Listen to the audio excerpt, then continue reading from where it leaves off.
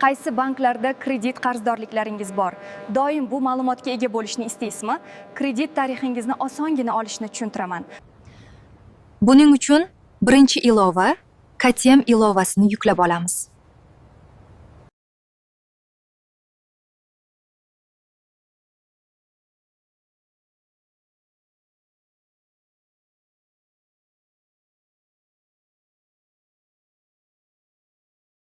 MyID tizimi orqali identifikatsiyadan o'tamiz.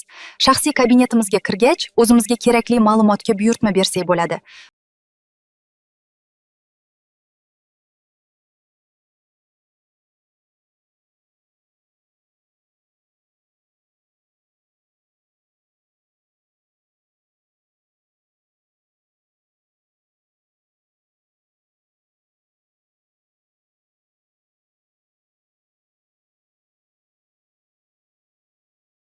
Bu ilovadan olinadigan ba'zi ma'lumotlar uchun xizmat haqi olinadi.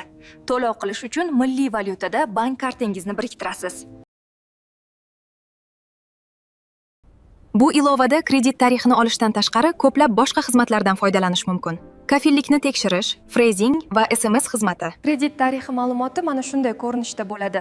Bu yerda sizning nomingizga rasmiylashtirilgan barcha banklardagi kreditlar aks ettirilgan.